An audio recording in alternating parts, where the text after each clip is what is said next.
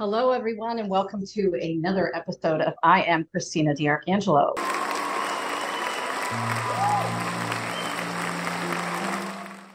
And today, you'll notice that we have a lot of guests on because we have something very important that we want to talk about today. Because each one of these guests that you see today and you hear have already been on my show, and we've talked a little bit about this subject. But after talking to the three of you, and then obviously being on Dan's podcast as well, I thought it might be a good idea for us to talk about patient enrollment, subject enrollment, as it relates from a clinical trial site level. And today you'll see that we have the United States on as a site level person with Dan.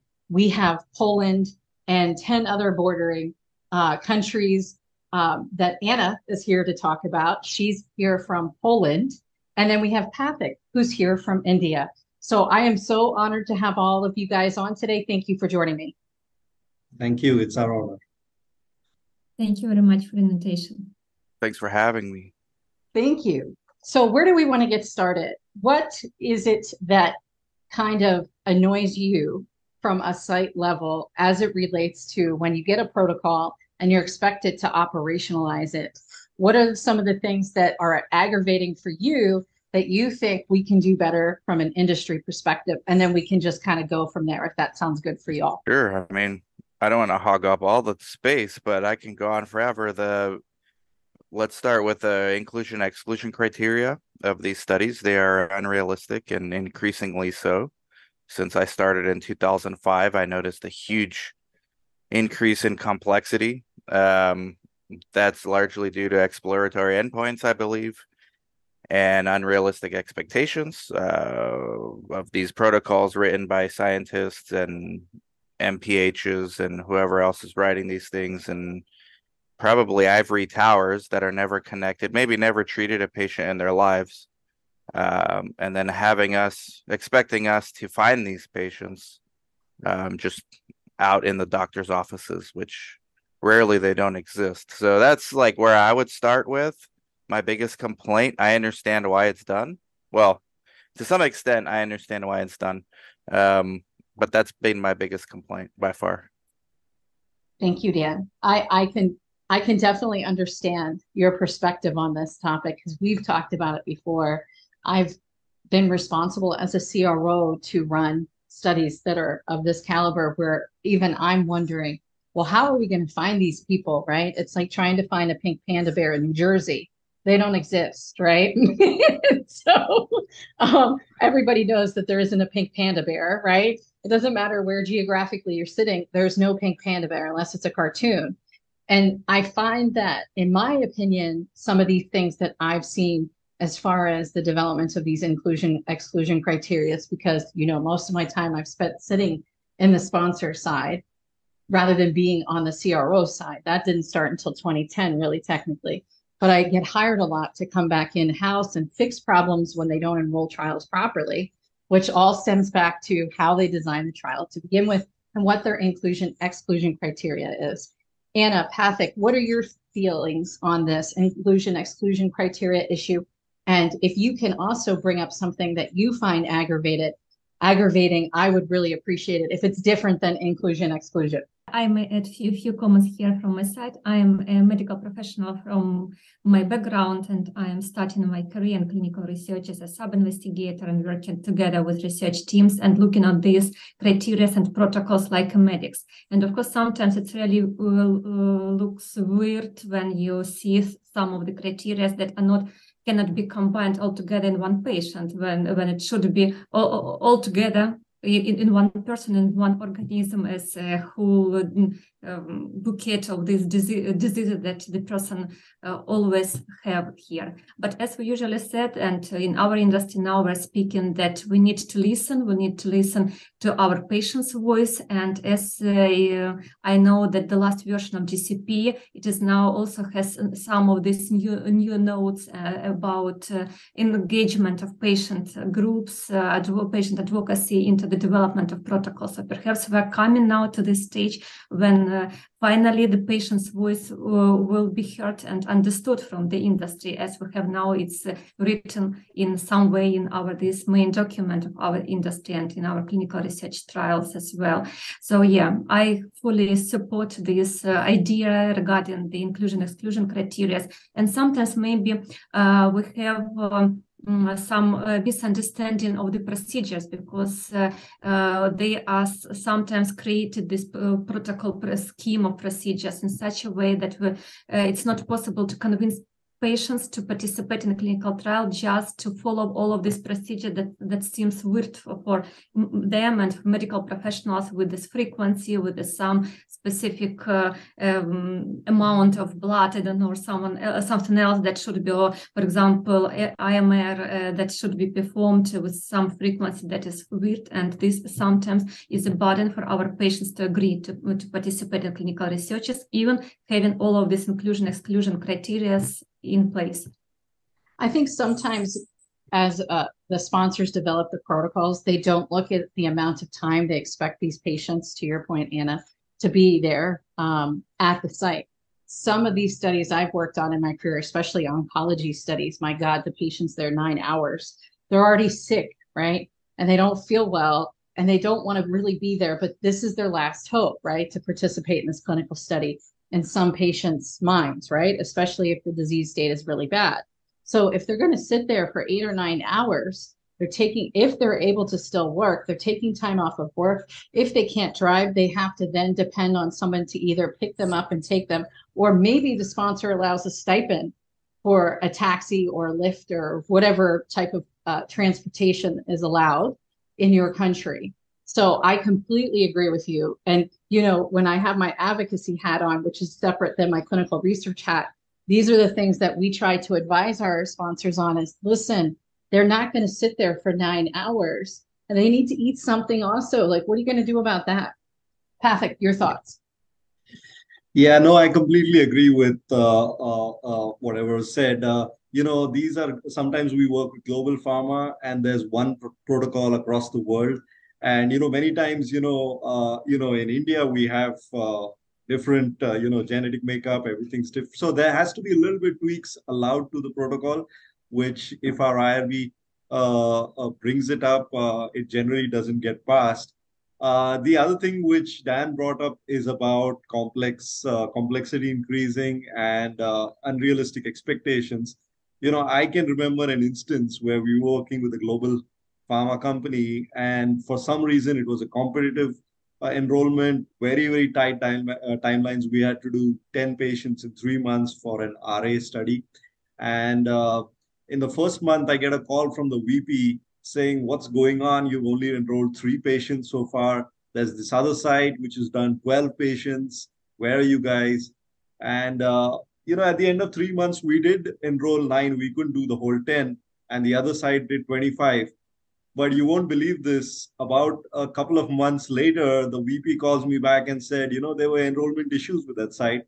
And 19 of them were non-evaluable subjects, but your 9 were all perfectly, good subjects. So, sometimes the expectations are just unrealistic. And I'm glad this guy actually was gentlemanly enough to call back, but this doesn't happen very often. No, it doesn't. And, I don't know about you guys, but since we've been stuck in COVID, right, since 2020, and we've been operating clinical studies in COVID, right? And we've had to do things differently to get the patients to come into the sites because they're afraid because of COVID, right? Yeah. Then we had patients who got COVID, and we have all the patients that took the vaccines, right? So now our patient population is corrupted. Yeah. How are you going to find? So the reason why I'm bringing this up is one of my clients in particular that I worked with for 2.5 years, they were running 4 phase 3 studies at the same time. In a neurological disorder. I won't say exactly because you guys know I can't. However, I had cautioned them in the beginning. It was 21, fall of 21, when we were kicking the first phase 3 off, and then all the other ones were coming behind. I said, listen, you've got to focus on the COVID aspect, not just from a retainment or trying to get the patients to come into the clinical program, But you've got to think about what these patients now look like if they had the vax, if they had COVID. Do they have long hauler syndrome? Because that is going to impact your study to the maximum capacity. Guess what? Fast forward to last year. It was ironically my dad's death anniversary. That's why I can remember in my crazy mind. And this company, publicly traded, had to release a press release that they bombed the first phase 3. Then the other phase 3 was following suit. All these, they were all blowing up, right? And so they tapped me and said, can you come back in and look and see what you think is wrong? First thing I said was, who did you enroll in this study? Did you allow long haulers to come in? Did you allow the vaxxers to come in? Did anybody get COVID while they were on your study as well? That was the first thing I said. And guess what? I was right. That's why their studies bombed. They enrolled the wrong patients. Oh, yeah. And just wait until the next opportunity is going to be creating treatments for vaccine injured and long COVID. However you differentiate between those two, maybe we'll get banned from YouTube for discussing this. But one of the things I wanted to bring up was, I forgot who said this quote, but we already live in the future. It's just not evenly distributed. So I think in 5-10 years, maybe sooner, we're going to have patient leads coming to us from our studies, like passively. I'm on a study now where the sponsor, it's incredibly complex, 55 exclusion criteria, 55. The patients have to do all kinds of things. We have to jump through all kinds of hoops, like we're acrobats. But the sponsor hired this very good tech vendor that is a patient recruiter. And we've been getting, I'm telling you, lots of leads. They saved our study. But that's because our coordinators are calling. There's many sites, the majority of sites, they don't have time to follow up with the leads. So you're almost creating a new problems because now you already have busy sites. Now you're giving them like all these leads. The sites are not interested to pursue these leads because that's a lot of work and the study's difficult. They're going to screen fail anyways. Why bother calling 50 people when only one maybe will get in? When I have an easier study, maybe I can enroll like 2 more in that time. So we have patient leads now. I think in 5-10 years with AI and with all these electronic medical records being integrated, and like the leads are going to be there, but it's going to require a new role at the site to persuade patients to do studies. And that's a full-time job. And I don't think it's going to be the coordinators being able to do it because the coordinators have plenty of work as it is. Now you're adding another full-time job to it. So the future's already here. It's just not evenly distributed. And we got to start thinking about how we're going to respond to that because it's a good thing to get all these leads, but we haven't cleaned up our problems from before. So we're just adding more tasks for coordinators to do. It's ironic that you brought this up. And I swear to God, you guys, this wasn't something we rehearsed before we got on.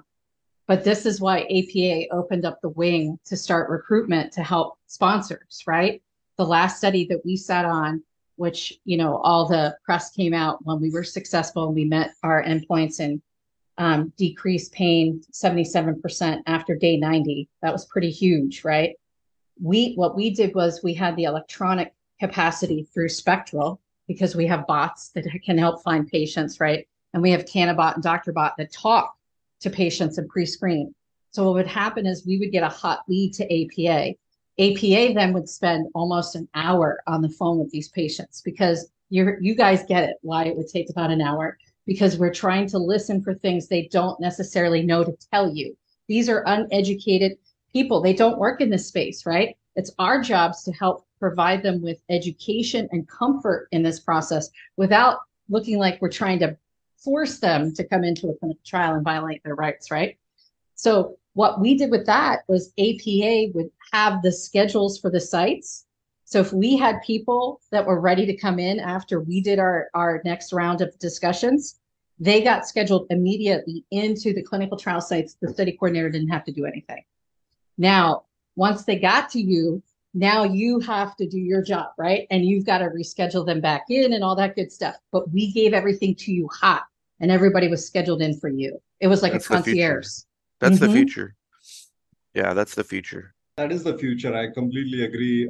It's great that it's it enables technology enables, but the life of the clinical research coordinator is really hard, I would say, because they have to deal with so many stakeholders, whether it's the principal investigator, the site director in the site, the monitors, the IRB at times, the regular. So they just juggling a lot of balls in the air, and still they have to keep the rapport with the patient really good, so that the patient comes back and reports, if they're facing any issues. And so I think the study coordinator is really really critical. Unfortunately, uh, the CRC is never given so much, importance or due in the whole clinical research landscape, I guess.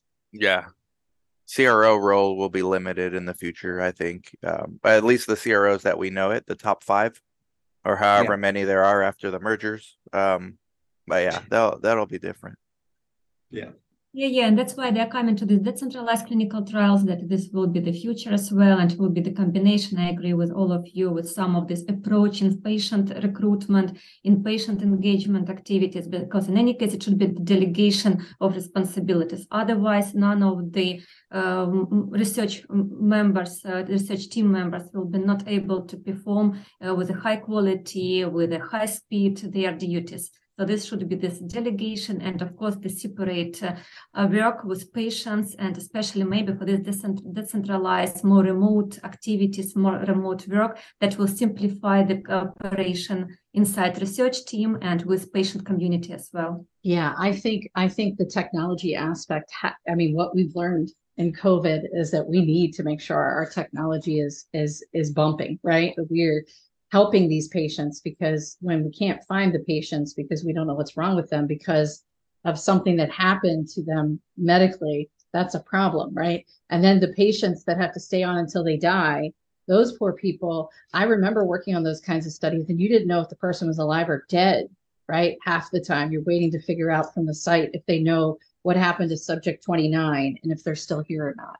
Technology is definitely going to make sure that a lot of these needs are met for the patients. Yeah, the delegation will change too, because I mean, at what point do we put technology on the delegation log, or whoever's managing the technology, maybe, I suppose. But at some point in the maybe not too distant future, it's the technology itself that's going to be on the DOA log. So it's just a matter of time, I think. Yeah, we started off with a decentralized piece during COVID, and I'd be honest with you, we did face a lot of issues initially. There were pushback even from the investigators, some patients as well. So it wasn't easy with technology, but I think we are slowly getting over that, and we are over those challenges. So I agree, technology is going to be one of the key components in clinical research going forward. Yeah. And it's been interesting. I don't know if you guys are seeing this, but I know that we're seeing this on our side, that now because of what happened with COVID and trying to keep these patients engaged with you and all these things, people are now building mobile clinical research units that they actually go out to the actual patient. They can pull the blood, because they have an ER room. They basically built in an AMBO. And this is how now they're reaching to their patients. And I think that's really smart, especially in populations where, like to Dan, where he is, this kind of thing would be a great idea, because now you can go to the patient, you can see them, you can do what you need to do, you have your chain of custody, and you go to the next one after you get that one done. Oh yeah, absolutely. And also like things like getting medical records and getting the data, the more accurate data. So watch what happens when we're able to get the data more accurately from EMRs, from patients that are no longer self-reporting on forms, but you're getting the actual medical records from the providers.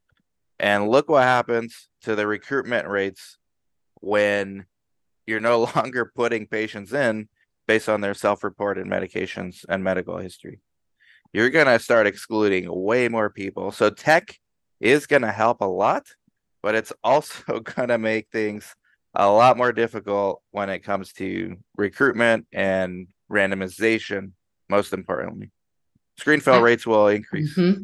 I agree with you, because when I was talking about the other study that failed because they recruited the wrong people, that when patients would come into the actual clinical trial site from the beginning, it was up to the patients to tell the doctor whether or not he or she had that ailment. Well, they're not doctors. I mean, and especially if it's mental health, right? Yeah.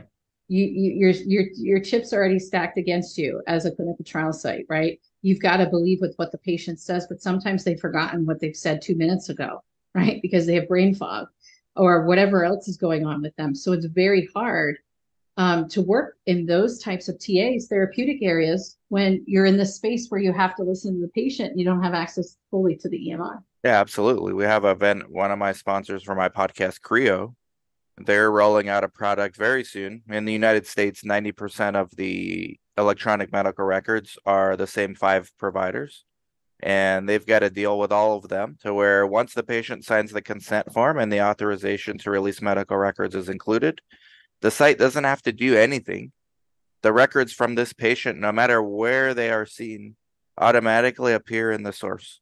It's done. So imagine going through 3-hour pre-screenings and screening, and then getting the consent form, only to find out, oh, wait a minute, the record says something different than what patient told me. I got a screen fail now. So good luck with this, guys. It's true. It's true. Everybody's agreeing, right? This is what happens in clinical research.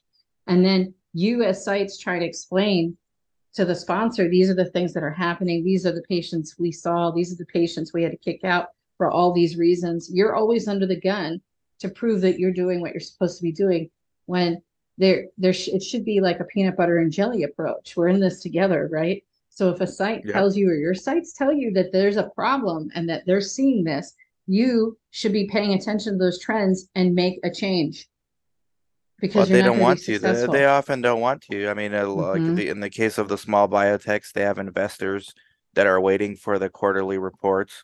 In the case of the large pharmas, they're stubborn and willing to wait until they get the patients they need, fit the round peg into the square hole, and they're willing to just add more sites and open up sites everywhere else in India and Poland and Mexico and wherever else until they get it. So, I mean, I think the life of a site is going to get a lot more difficult. The trials are going to get more expensive, and I don't think they're going to change the inclusion-exclusion criteria. So, yeah, it's going to be a different industry here by 2030.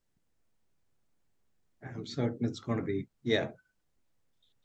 I would agree. Anna, what do you think?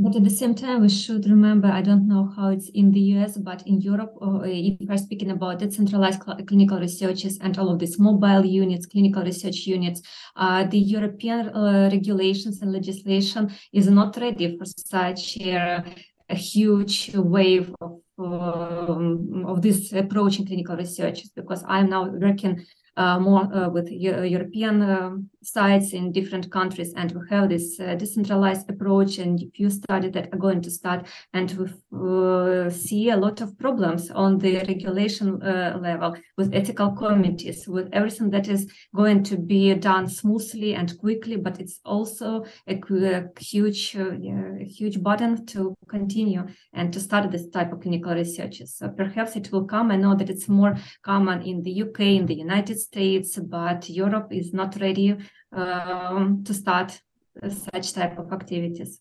But yeah, it is future. Either here in the US, I mean, you have tech vendors that make the technology transfer simpler, but you have massive failures of decentralized clinical trial sites like CVS Health. They're no longer interested in doing research. They thought it was something easy. Hey, we have a lot of patients. I don't know how many patients CVS has in their database, probably several hundred million. They have all the leads. They can get any patient they want, but they found it very difficult and not worth their time. Same thing with Care Access, where they tried research on a bus, having a bus drive around and screen patients in underserved communities. That didn't work well. Pfizer lost billions of dollars investing in them or on a vaccine trial for something. I think for Lyme disease. So it's like technology is gonna facilitate transfer of the data, but the work is gonna be continue to be done at the centralized sites. So I don't think DCT, the way the investors are talking about it on LinkedIn, is gonna be here. Like we'll have elements of it. The tools, Care Access failed, CVS Health failed, but the tools they used will work. But it'll be small sites like me using these tools at a fraction of the cost that they paid for. Maybe we'll even get it for free. Sponsor will just say, hey, use this tool. Here you go. Here's more work for you. Yeah. So in India, we did it a little differently. What we did is we didn't have mobile clinical trial units. What we did is we tied up with, say, large diagnostic chains to, go and collect the blood. We tied up with, the big logistic company like FedEx to actually ship IP. And then, somebody from the site would go to the patient's house to, administer or to take history or whatever. So that's the way we managed. We got in the right players to do it, and it wasn't, not like CVS or this bus company who just got on a bus to try and do the whole visit. But I think I agree with Dan's point that it's going to be the smaller intuitive sites that are going to who know the business, who are going to survive. And you've got to have brick and mortar at the end of the day. That bus got a metaphorical flat tire and maybe a literal flat tire. I remember one time I was working on a treatment in the DR, the Dominican, and we were meeting with the authorities. So I stayed in the United States for this because we're in the middle of COVID. And our lead principal investigator was on a bus going somewhere. I don't know exactly where he was going, but he had taken the call, like the Zoom on the bus. And I'm like, what is going on? Like, you knew that we were going to be on the Zoom. Why are you on a bus? Like, who's going to listen to you if you're on a bus? I can't even hear what you're saying. There's all this background noise. So when you brought the bus up, I went back to the DR and I was horrified. Like, and then you guys know I make faces, right? So I'm trying not to, because we're on camera. So I'm like trying to be like, Well, and that brings up another issue. Like, if you take a bus into an underserved community, even in the United States, like they're not used to, there's places in the US where there's no healthcare. Right. So if a bus comes in doing a study, I imagine in India it's the same, in Africa and in Europe. If a bus comes through a village, okay, US, Mexico, India, I don't care where. If a bus rolls through a village with doctors on it, or people wearing white lab coats, not doctors maybe, they're going to think that's healthcare. They're not going to think that's research. Right. And who has the incentive to tell them, well, wait a minute, this is not healthcare? Nobody's going to tell them that, because you're going to have a line around the corner waiting to get in that bus. So what's informed consent going to be like? And how do we prevent coercion? Mm-hmm. I don't see how this is going to occur ethically. I think this is going to blow up in people's faces if they continue to pursue it. All they need is one patient to call because their rights were violated. And it's because of the way that they were handling it and conducting themselves. Like, or someone to get hurt. I mean, look in India, what happened in maybe Pathik, in the 90s or early 2000s, right? Where these doctors went to villages in India and didn't consent patients. They just put them in studies, but told them it's medical care. And then the Indian government shut that down. Yeah, that's happened. Yeah, there's black sheep in the industry everywhere. So we have to. So what difference is it if we call it DCT because we have mobile phones and computers on the bus and satellites on the bus? Like it's the same thing happening. It's the same thing. Yeah. Right. Absolutely. Right. Well, guys, we're at the end of our time already. It flies by when you're having fun, doesn't it? So I want to thank you all for being on. with me today. And I think this is something that we should continue to talk about, site level issues. I'd be happy to keep doing these things because I think it's important that the industry sees that the same issues, regardless of where you are located geographically, they're all having the same issues. So why is that? And what can you do better? We just need to network more with each other and prevent this nonsense from taking a hold of our industry.